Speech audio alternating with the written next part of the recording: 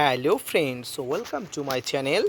দেশ এবং দেশের বাইরে থেকে যারা আজকে আমার ভিডিওটি কন্টিনিউ করেছেন প্রত্যেককে আমার চ্যানেলে সুস্বাগতম। তো ফ্রেন্ডস, আজকে আমি আলোচনা করব বাড়িতেই কি করে আপনারা বস্তা বস্তা পটাশ সার অর্থাৎ এমওপি বলুন আর এসওপি বলুন, এই বস্তা বস্তা পটাশ সার অর্থাৎ পটাশ সারের যে পরিমাণ রাসায়নিক পদার্থ থাকে, যে পরিমাণ পদার্থ থাকে, সেই পটাশ সারের আদলেই কেমন করে জৈবিক পদ্ধতিতে বস্তা বস্তা পটাশ সার তৈরি করতে পারবেন। ফ্রেন্ডস, আপনারা জানেন ছাদ বাগানে গাছদের ভালো রাখার জন্য এই পটাশ সারের ভূমিকা অনস্বীকার্য। পটাশ সার সাধারণত দুই প্রকার হয়। একটি হচ্ছে এমওপি অর্থাৎ মিউরেটেড অফ পটাশ, যেটিকে লাল পটাশ নামে চিনি।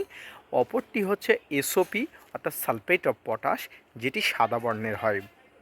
তো ফ্রেন্ডস, এই দুটি পটাশই ছাদ বাগানে গাছের জন্য খুবই উপকারী। তো আজকে আমি দেখাবো সম্পূর্ণ জৈবিক পদ্ধতিতে এই পটাশের উৎস অর্থাৎ এই পটাশ সার কেমন করে বাড়িতে তৈরি করতে পারেন। তো ফ্রেন্ডস, এই জৈবিক পদ্ধতিতে পটাশ সার তৈরি করতে কেমন করে হয় এই পদ্ধতি পুঙ্খানুপুঙ্খভাবে দেখাবো। ভিডিওটি না টেনে কন্টিনিউ করবেন, তাহলে আপনারাও খুব সুন্দরভাবে বাড়িতে পটাশ সার তৈরির সমস্ত কৌশল খুব সুন্দরভাবে বুঝতে পারবেন। তো ফ্রেন্ডস, এই পটাশ সার তৈরি করার জন্য যে জিনিসটা আমাদের লাগবে সেটি হচ্ছে একটা আলু বা অনেকগুলো আলুর খোলা। ফ্রেন্ডস, একটা আলু দিয়েই তো আর পটাশ সার তৈরি করা যায় না। অর্থাৎ বাড়িতে আমাদের প্রতিদিন আলুর খোলা পাওয়া যায়। রান্নার কাজে আলু দেওয়া হয় না এমন কোনো সবজি নেই। তাই আমাদের প্রত্যেকের বাড়ির রান্নাঘরে এই পটাশ সারের জন্য জৈবিক যে পদার্থ অর্থাৎ আলু, এই আলুটাকে পাওয়া যায়।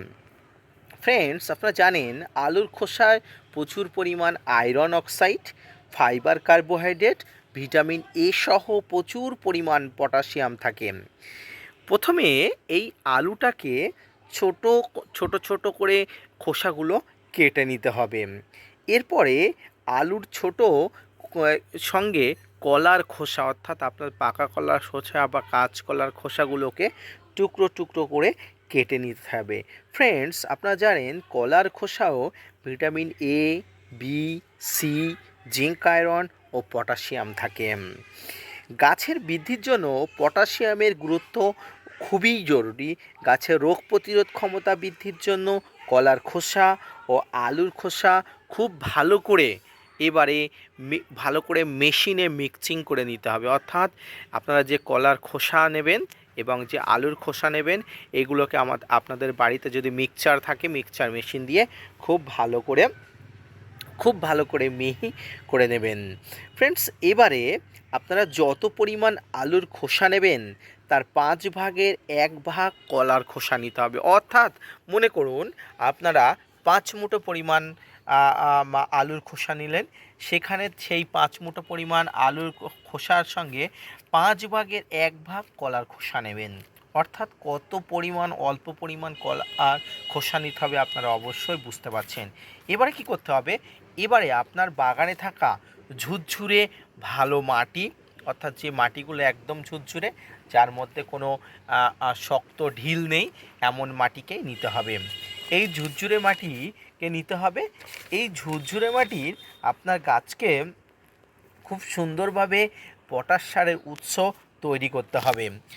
ফ্রেন্ডস, এবারে আপনি যেই ঝুরঝুরে মাটি নিলেন, একটি পাত্রে ওই মাটির একটি স্তর বা আস্তরণ তৈরি করে দিতে হবে।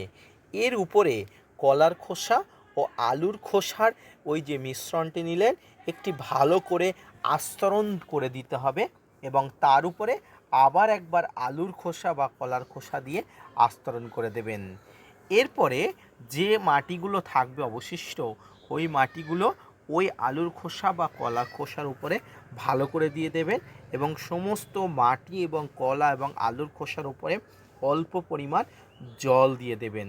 এবারে একটি প্লাস্টিক দিয়ে ওই যে টোটাল যে মিশ্রণটিকে যে পাত্রে রাখলেন, প্লাস্টিক দিয়ে ঢেকে দেবেন এবং এটিকে মিনিমাম 7 দিন খুব ভালো করে এয়ারটাইট করে রাখবেন। ফ্রেন্ডস, এবারে 7 দিন পরে আপনি দেখবেন যে এই মাটিগুলো সম্পূর্ণ খুব সুন্দরভাবে, বা আপনি 7 দিনের থেকে আপনি 1-2 সপ্তাহ রাখতে পারেন, আপনি 1 মাস রাখতে পারেন। আপনি যত রাখবেন গাছের এই জৈবিক পদ্ধতিতে পটাশ আরও ভালো সোর্স তৈরি হবে। তো যখন আপনি এই গাছে দেবেন তো অল্প পরিমাণ কম করে দেবেন, যখন তৈরি হয়ে যাবে অর্থাৎ যখন মাটির সঙ্গে কলার খোসা বা এই যে আলুর খোসা যখন মিশ্রণ হয়ে যাবে তখন এক উচ্চ মাত্রায় পটাশ সার তৈরি হয়ে যাবে।